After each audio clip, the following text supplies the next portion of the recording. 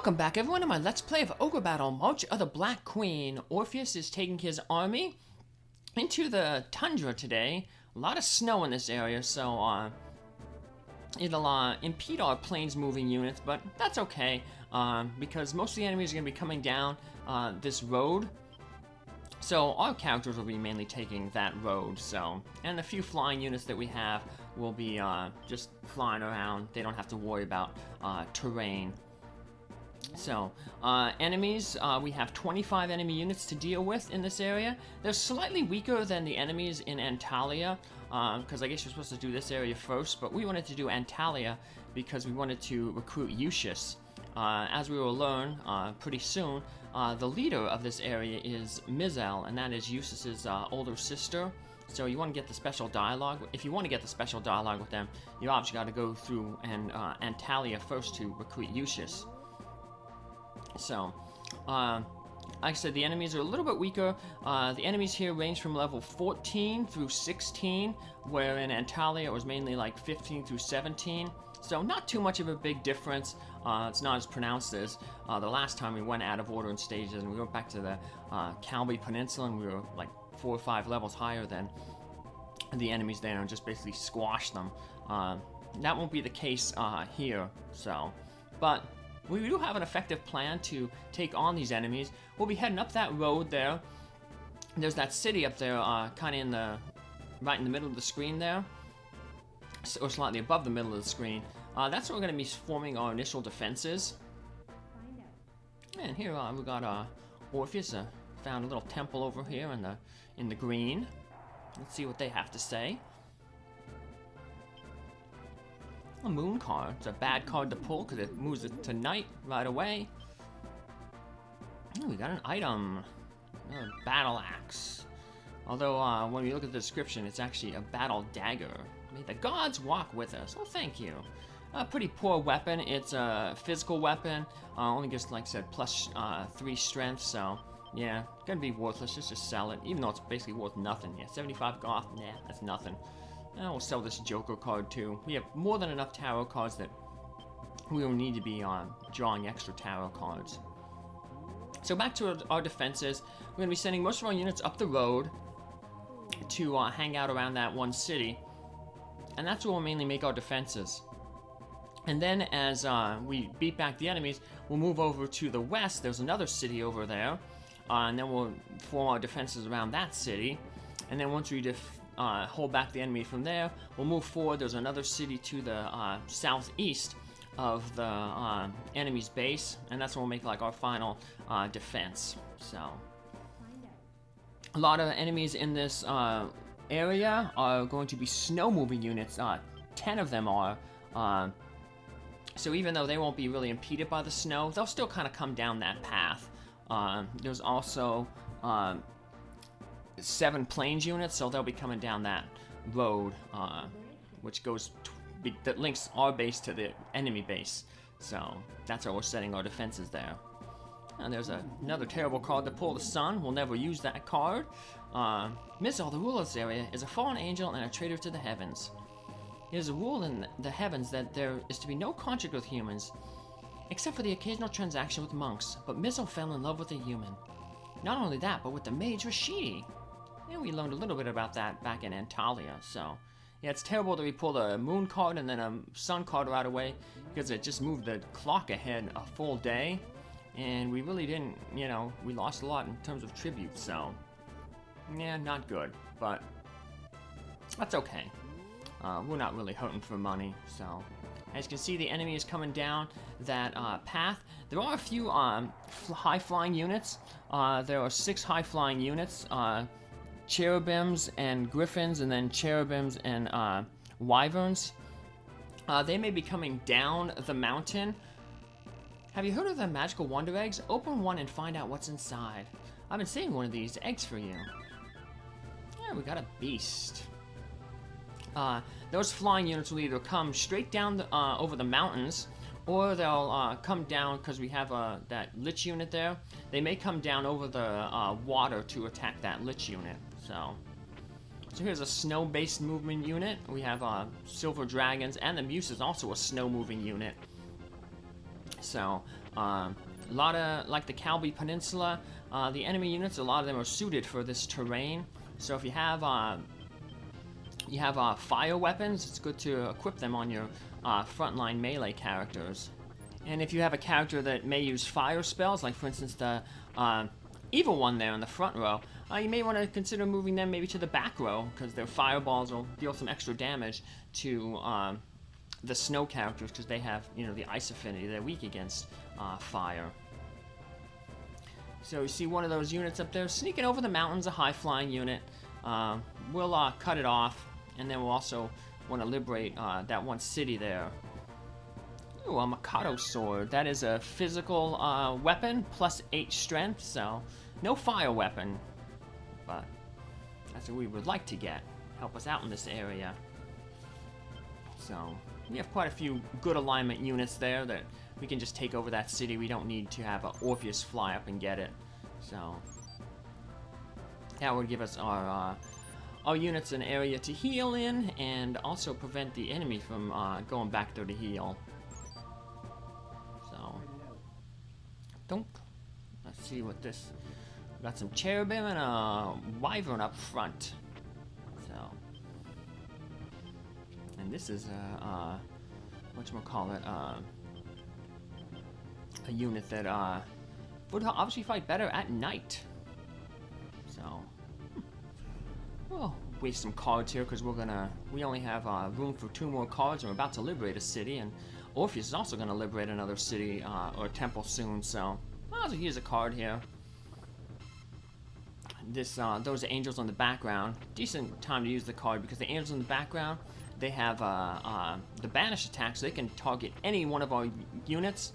And our demon in the back there and our lycanthropes in the front row, they're all going to be weak against the holy element. So, might as well just use it up here.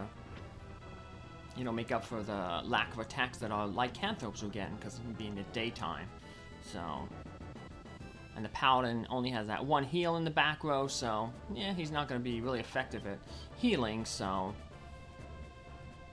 we'll avoid that damage. So now that angel unit is going to be a low sky, because we took care of the high flying unit, the wyvern, but still low sky, still can move pretty effectively, but should be able to seal it off here. So still want to get this get the nymph there in the back to Sylph, so she can use her missile attack. Ice giant there though should do pretty good in this weather. So he already taken some nice damage off of that front row dragon. Back row dragon though could be an issue, because you can see he has the cold targeting spell, so he can target both our nymph in the background and our monk in the back. So the 2 who we don't want him to target, but looks like he was only targeting the monk, so maybe the tactic is on leader. So, alright, we finally got our first little city here, foothold. Let's pull a card. Well, we used the lover's card, and we just got a lover's card. So it's like we didn't use any cards at all. Why do you think the angels are fighting for the Empire? Because to call angels to aid, you need permission from the head angel. But I can't imagine how Rashidi could have made a deal like that. Mizal, the leader of this area, used to be the head angel. She fell in love with Rashidi and left her post to be with him, but the pact still was in place.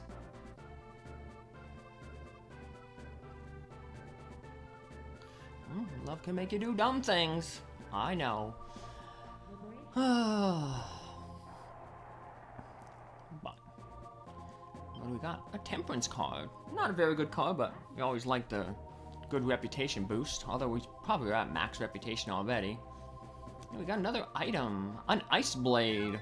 Obviously, that is an ice-based weapon. May the gods walk with you. Ice blade plus 7 strength, so one of the weaker ice weapons. Actually, only one weaker than that is the ice dagger, which only gives plus 3 strength. So looks like another one of the flying units came by here and went after the lich here. But we got one of these other nice hit and run units here. But as you can see, our Liches have really good physical resistance. They have pretty much resistance to everything except for white magic. That's why I see the angels doing a lot of... The cherubim there's doing a lot of damage to our lich, but that physical gale that the griffins did, it didn't do too much, so... We don't want to have that unit fighting too much, but they will fight occasionally. They're mainly just out to be the boss killer. So... And here, this unit shouldn't be too bad, even though we don't have a lot of attacks. They're pretty weakened too, so... Donk. And our witch missed with her stun. Ouch. It's really hurting. See, that's why I wanted to... I used the lover card last time. Save our little demon there in the back row. You can just see how important resistances are. But hey, he retreated, and he retreated right next to the town, so he can heal up right there. We have a mountain unit there that has some better offensive capabilities, so that can take on that angel unit. So, surprised there more units are getting pulled over toward where the lich is at. Ones that ain't necessarily flying units. I can understand the flying units because they wouldn't suffer terrain penalties or slow movement from crossing over the water there, but who knows if the enemy just sees one unit and doesn't know what the composition is of it, so I'm gonna head after it. We're gonna head after this angel unit and hopefully finish it off here, so shouldn't have much problem finishing it off. So Princess won't deal too much damage because she's a white magic attack, and they're have strong resistance to white magic, being angels, but physical not so much. So our Cerebus there is going to do a lot of damage and proved his worth. So we'll end up stationing that mountain unit actually in the mountains, so that if any more of those flying units try to swing by and go through the mountains, that princess unit is there to hold them off. So, all right, repeat fight. Let's see if we can take out that front row dragon this time. So that's a good kiss right there. We want the kiss on. Well, the best one is obviously on the giant first. Now the next kiss we want on the ninja. Kiss, of course, adds a little bit of a multiplier, a little bit of a bonus to the attack modifier. So the giant, we want that first because he has, 3 attacks. Well, the ninja master also has 3 attacks, but the giant will do more damage. So we want all 3 of his attacks to be blessed. And then, any bonus that the ninja gets is just a little supplemental, because our main damage dealer is that giant, with his high strength, so... And so I want him to get the most benefit out of the attacks, so... Well, Bison here is going to have a big battle ahead of him, so he has quite a few units coming after him. And they're picking on our little lich friend in the back row there. Yeah, that's pretty much their only weakness, so we'll throw our tactics on leader so we can deal the most spell damage to her, because she's the one who's really... the knights, not too... they can only hit the wyvern in the front row, and our wyvern has really good physical resistance, so... looks like their tactics are on weak, because she went after the weaker lich. It's good to know for future reference when we fight that unit again, because there are there are 3 of those type of units. So we got a little ice giant group here. Let's see how their ice giants stack up against our ice giants. So I think they only have 2 attacks though in the back row, so equal attacks, 6 and 6. Our giants will each have 2, and the Dragoneer will have 2. So 6 attacks versus 6 attacks, but ours may be ours will be benefited by the fairy's kiss, the nymph's kiss. So, and we obviously have much better survivability than him because we have the monk there healing us up. So, Bison again, get into another fight. And he'll be busy over there. Hopefully, yeah. Well, this is a good unit for them to fight because if we fought this with, say, like a physical unit, we'd end up taking out the leader probably before we take out the 2 Valkyries in the back, and then they'd be retreating, and we don't have a flanker set up right now between our main army line and the enemy base, so I guess it's for the best that we fought this with a unit that has a lot of magic attacks to take out those ones in the back. So we don't have to worry about this unit becoming a skull unit, retreating back to the enemy base and rehealing and coming out to plague us again. There are 2 of those type of units that we'll have to face. So, another big guy unit here. We have the Titan Giant and the regular Golem. So it's kind of a mishmash of that the 2 units we used in the Castellation Sea area, where we had one with the Titan in the front and one with the regular Golem in the front. So both those units in the front hit hard, but the Golem unfortunately has some bad resistance to that cold. So, but 'tis all good. 'Tis all good. We ended up winning. That's all that matters. So this unit looks like it was trying to retreat, but they won't get too far. Our liches should use their firewall and just cut these guys right down.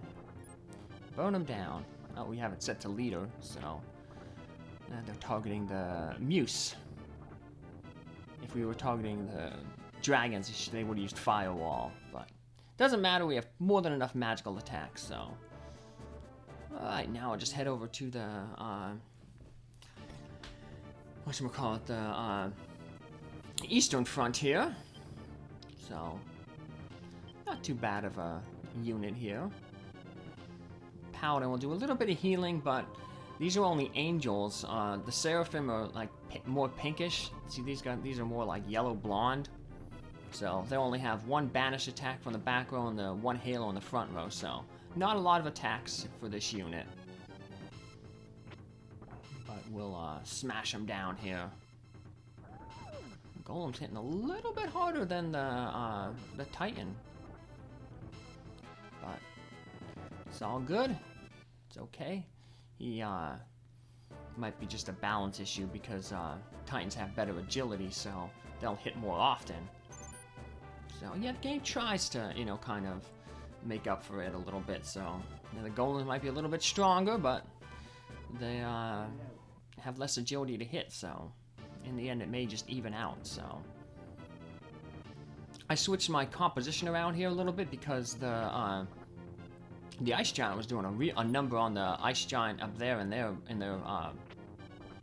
upper right. So I switched them around because the ninja should have no problem taking out the weakened Ice Giant, and well, unfortunately our Ice Giant just missed there.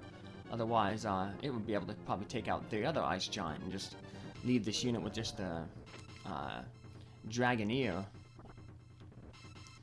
But not gonna happen. But we'll leave them at such a weakened state that next round, if we fight them, should be an easy victory for us. Probably no matter what unit fights it, so we gotta worry about. The only thing I gotta worry about is those samurai unit up there. Hopefully the samurai isn't in the back row. Let me see here. We got samurai masters and ninjas in that unit. Let's see what the composition looks like. So, 2 samurai masters in the back row. Ouch. And that's bad because and the leader samurai is in the front row. So, well, let's put them onto our side with the lover's card. We hate that back row Inanuki attack. So deals a lot of damage, so let them use it on themselves. So it's the only bad thing that the ninjas have some pretty good agility, so they got missed a few times by the samurai master, who's unfortunately attacking himself. Attack your buddies!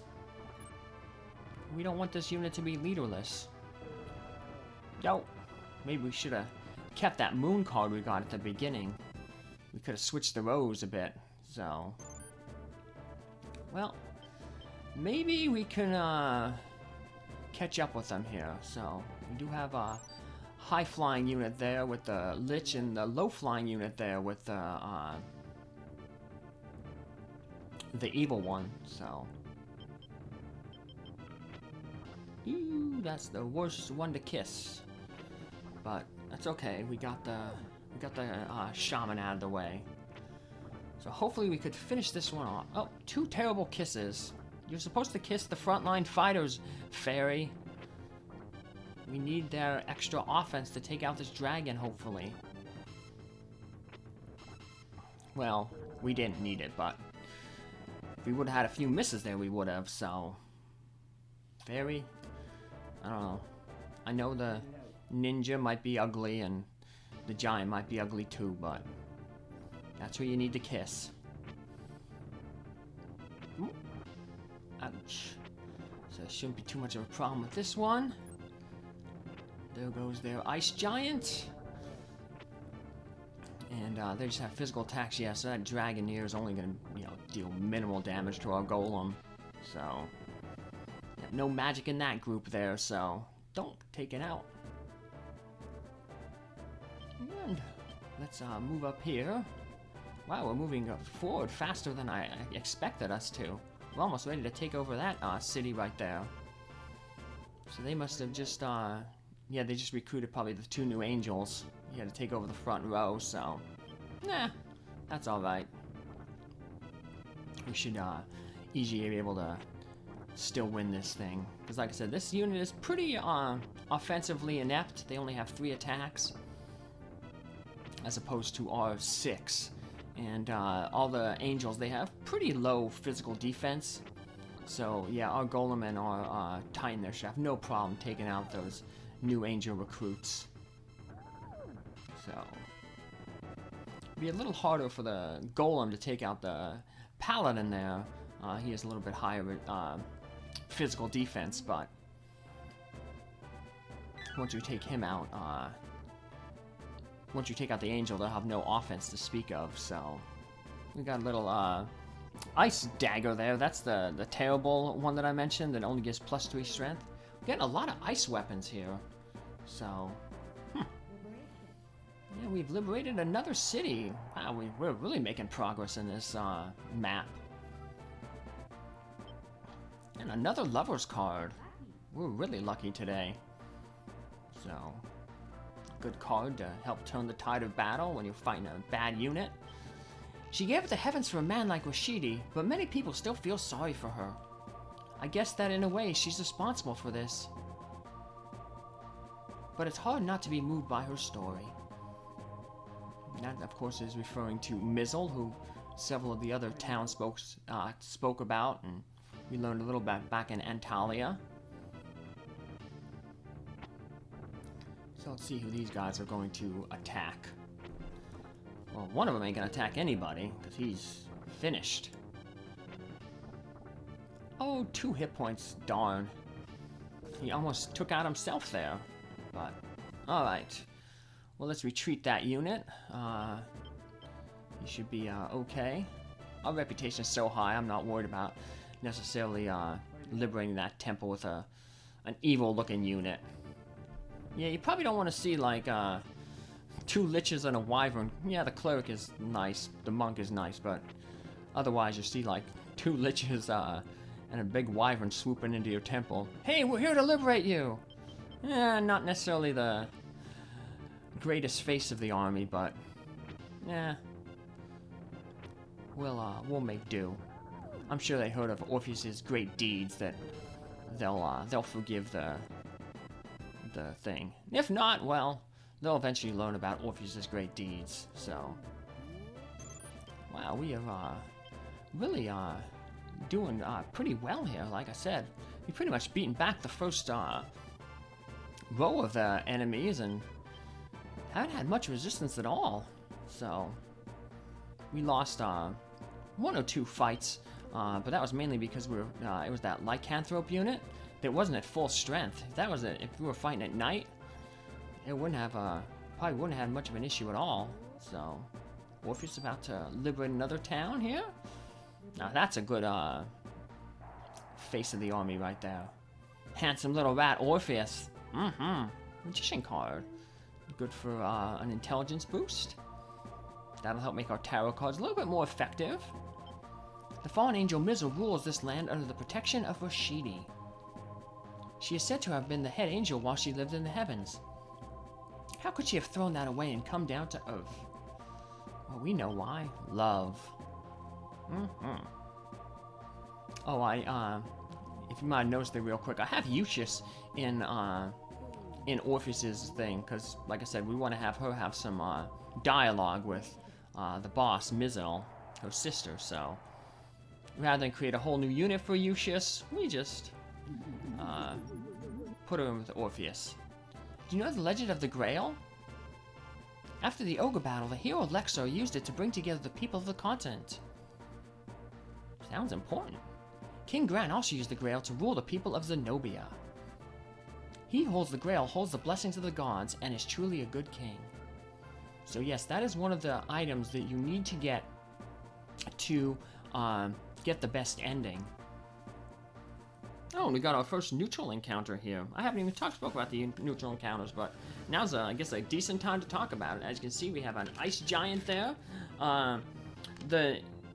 All the neutral encounters can be encountered in the mountains. You can get ice giants, level 15, silver dragons, level 15, or angels, level 14, all in the mountains. So those are the 3 neutral encounters in this area. So, and now we got some enemy encounters to go with. But going back to the Grail, that's one of the 3 sacred treasures that you need to get the best ending. We'll learn more about them later on, but I'll spoil a little bit. The 3 sacred treasures are the Grail, a sacred armband, and the sword Brunhild. So we already got the sword Brunhild. Now we know a little bit about the Grail. Haven't heard anything about the mystic armband yet, but we will eventually, so... Yeah, but the 3 sacred treasures, those are requirements to, get the good ending. We also need to get the 12 zodiac stones. They were once held by each of the 12 magicians who fought with the 3 high knights in the Ogre Battle. But in order to do that quest, we still have to find those the 3 descendants of those wizards: the witch Tarot, the wizard Gazalfri, and the wizard Balterano. We met Balterano already. He gave us the Mercury Quicksilver to give to Gazalfri in the Dalman Desert. So we've met one, know where another one is. Haven't heard anything about the witch Tarot, but in time. That's why it's important if you're to take all these notes, because a lot of stuff that happens way back in the beginning of the game. We met Balterano back in the Pilgrim Forest. So if you're not keeping track of stuff, you may forget things. So the quests are long and involved in this game. So that's one of the reasons why I want to do this little guide, to help y'all get the best ending. So first time I played it, I didn't get the best ending, but I didn't really know much about like reputation and how to keep it high and stuff like that. So I was used to, a lot of other RPGs where you just kind of, level grinded and got really strong and powerful, but like we were told at the beginning of the game, if you do that, the people aren't going to like you. They're going to look at you as a bully. Your reputation is going to suffer, so. But then when I learned a little bit about the mechanics, then, it got a little bit easier, so. That's why I've been trying to explain mechanics throughout the game as we play along here, so. But another level up for our characters. Woohoo! So, this is a good stopping point right here. We got quite a few more units coming at our army, but shouldn't have much of a problem with them, just like we didn't have in this one episode. So, take care, have a good one, and see you in the next episode. Have a good day. Bye!